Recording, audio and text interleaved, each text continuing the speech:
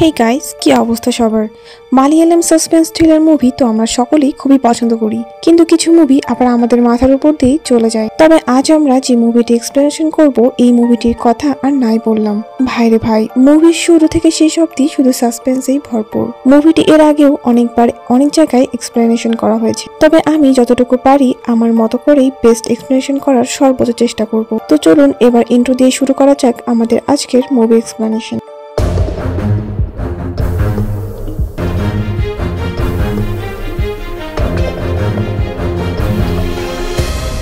মুভির শুরুতেই আমরা দেখতে পাই আমাদের নায়ক অরবিন্দ একটি থানায় যায় এবং সেখানে উপস্থিত পুলিশ সদস্যদের বলতে শুরু করে, আমি আগে এই থানার এসআই হিসেবে কাজ করতাম, কিন্তু এখন আমি 2 বছর ধরে লম্বা ছুটিতে আছি।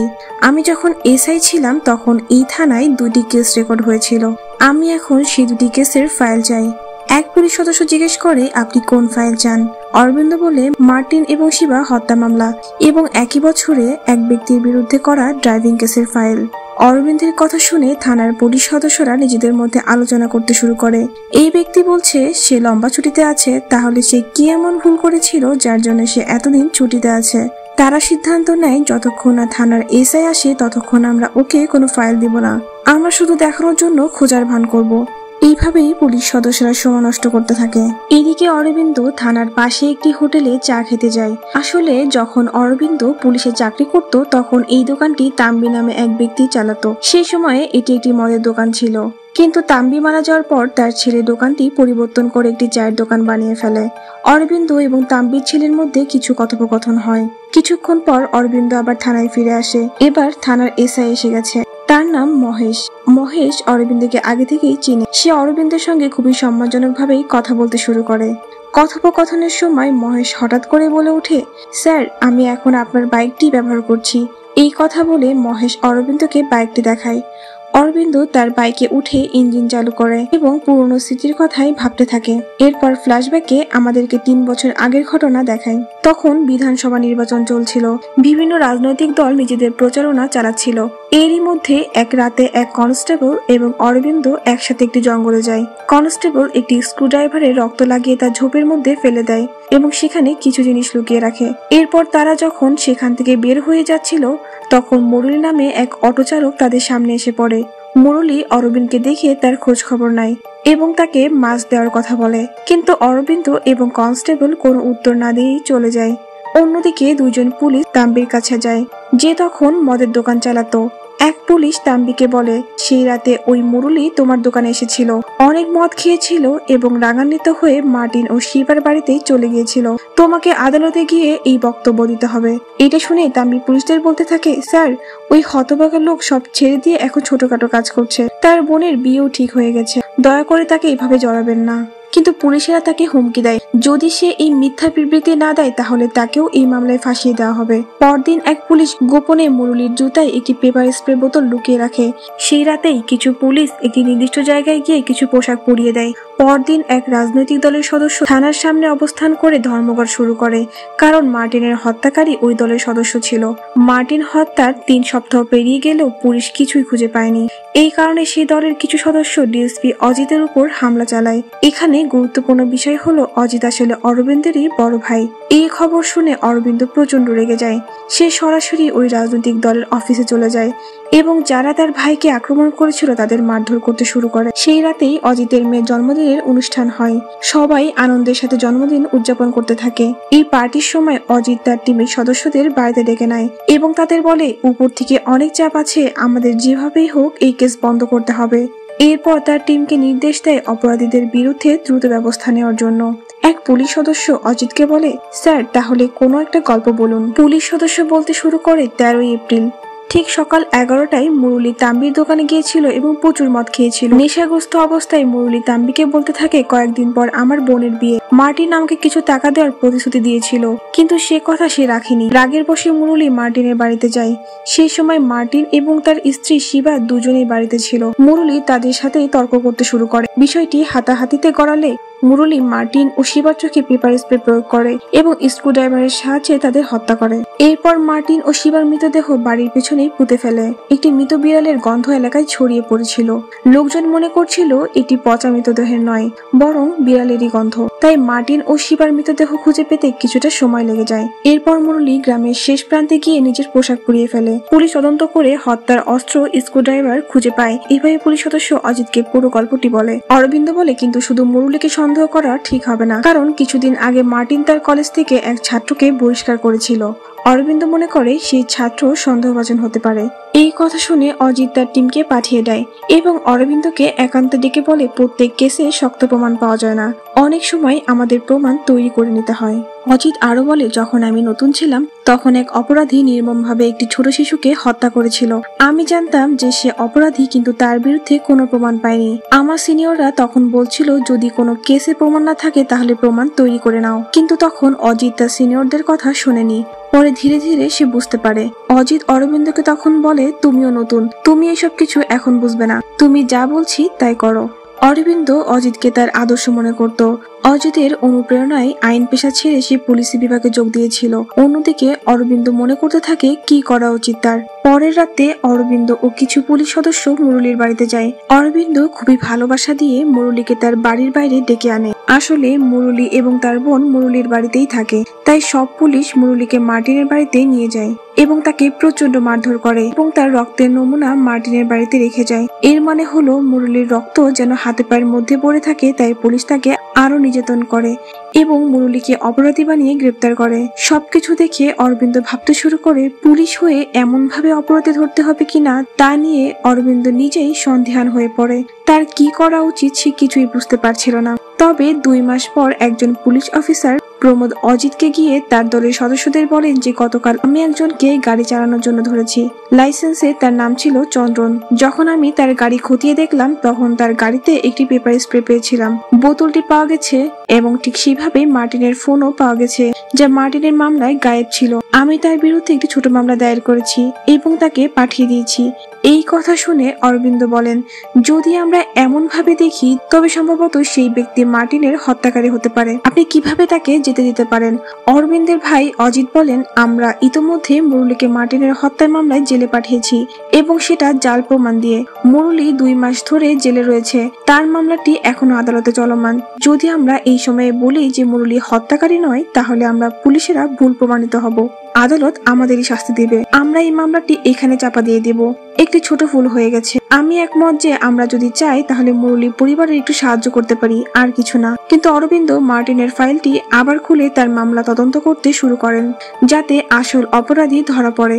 জানার পর অজিত এবং তার দল ভাবতে শুরু করে যদি অরবিন্দ আবার এই মামলাটি তদন্ত করেন তবে তার চাকরি হারানোর সম্ভাবনা রয়েছে। তাই অজিত নিজেই ব্যবস্থা গ্রহণ করেন।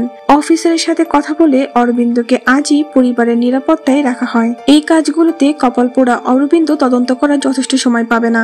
অরবিন্দ উপায় না পেয়ে এখন অসুস্থ নিরাপত্তার কাজ করতে শুরু করে। সবকিছু দেখে অরবিন্দ বুঝতে পারে যে এই কাজ তার ভাই অজিতের। তাহলে সাধারণ মানুষের সাহায্য করার কাজ কি?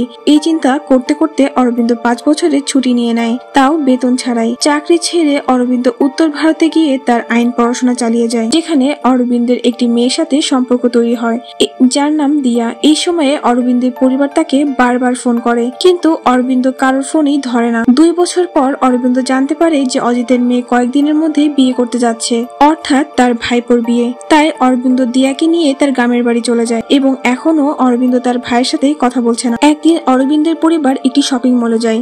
সেখানে অরবিন্দ দেখতে পায় যে মুরলীর বোনও একই শপিং মলে শপিং করছে।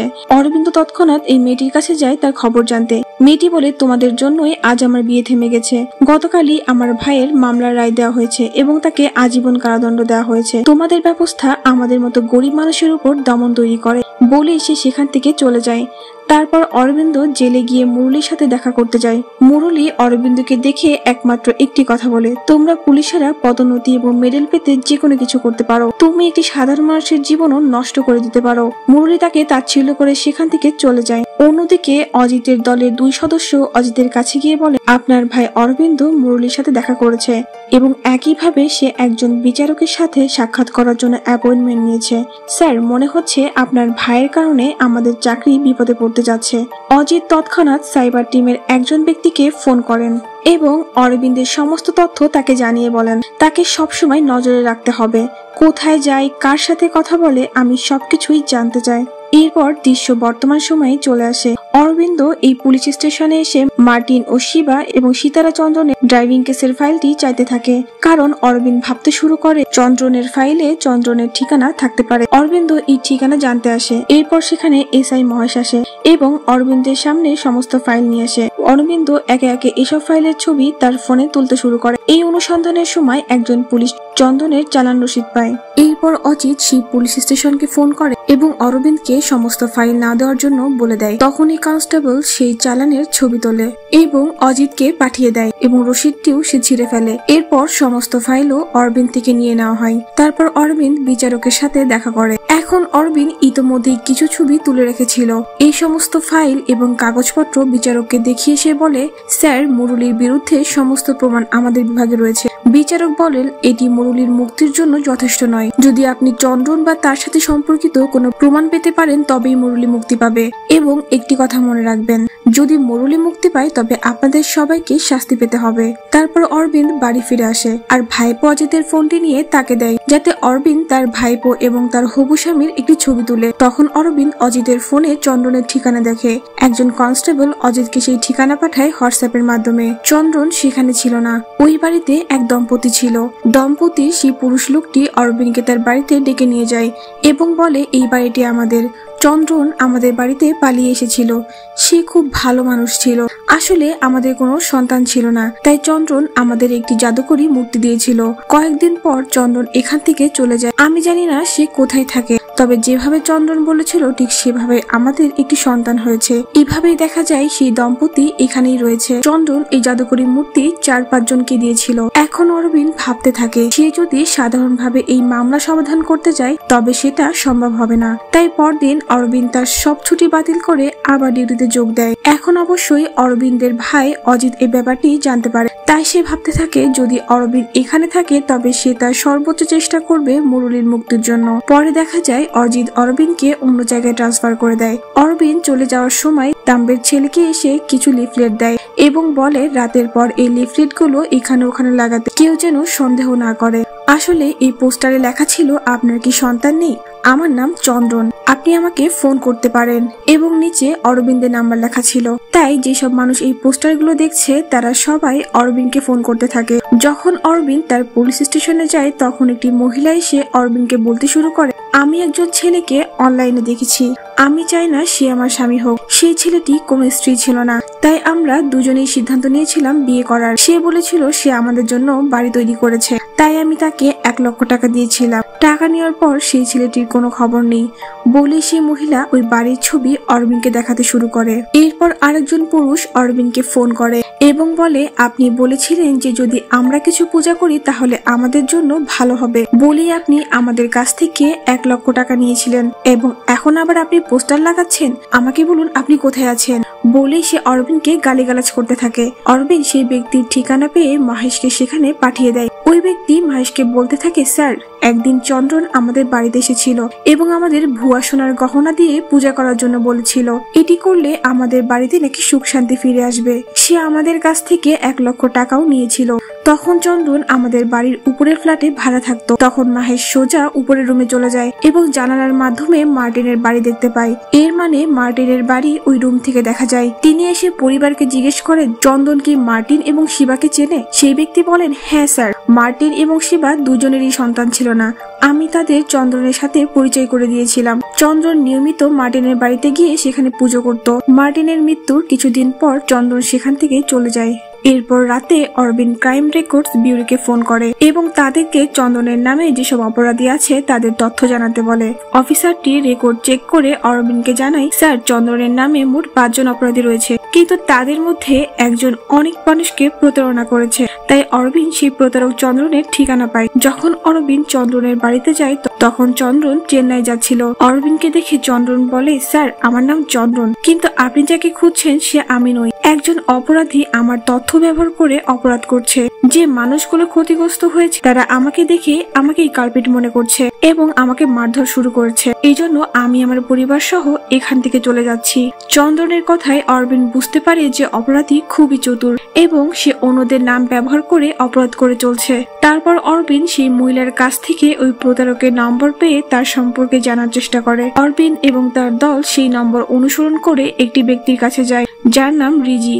রিজি পুলিশদের দেখে বলতে শুরু করে, যে অপরাধী আপনি খুঁজছেন সে আমি নই। আমি জানি না কেউ আমার আইডি এবং ফোন নাম্বার ব্যবহার করে অন্যদের ফোন করে চাকরি দেওয়ার কথা বলতো। সে অনেক টাকাও নিয়ে গেছে। কয়েকদিন আগে আমি জানতে পারলাম, তাই ওই অপরাধীকে ধরার জন্য আমি ফোন করেছিলাম এবং তাকে বলেছিলাম যে আমার চাকরি চাই।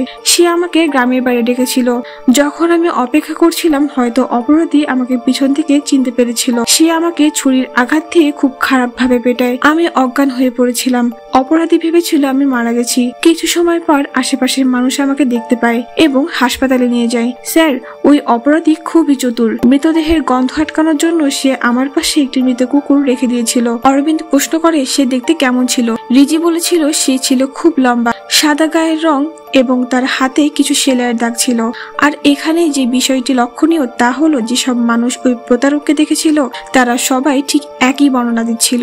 অরবিন্দ তদন্ত করতে গিয়ে একটি বাড়ি খুঁজে পায়, অর্থাৎ সেই বাড়ির ছবি দেখিয়ে সে ওই মহিলাকে প্রতারণা করেছিল।